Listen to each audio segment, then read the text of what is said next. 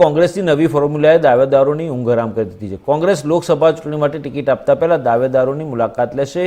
ઇન્ટરવ્યૂના આધારે દાવેદારોની સંપૂર્ણ વિગતો રાજ્ય નેતૃત્વ દ્વારા રાષ્ટ્રીય નેતૃત્વને મોકલવામાં આવશે।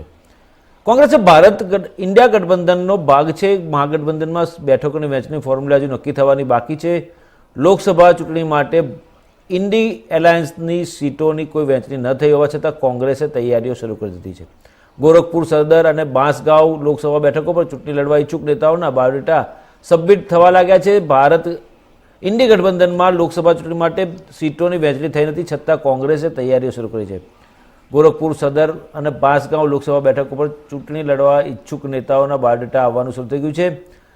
રાજ્યના નેતૃત્વ અને ગોરખપુરના પ્રભારી દ્વારા પસંદ કરાયેલા અધિકારીઓ આ નેતાઓની મુલાકાત લેશે। ઇન્ટરવ્યૂના આધારે દાવેદારોની સંપૂર્ણ વિગતો રાજ્ય નેતૃત્વ દ્વારા રાષ્ટ્રીય નેતૃત્વને મોકલવામાં આવશે।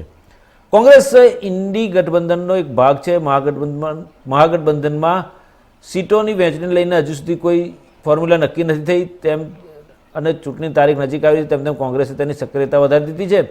તાજેતરમાં પ્લેનેટોરિયમ વિસ્તારમાં સત્યમ લોન ખાતે યોજાયેલા ઝોનલ સંવાદ કાર્યક્રમમાં પણ ચૂંટણી માટે બેઠકોની વહેંચણીનો મુદ્દો ઉઠાવવામાં આવ્યો હતો।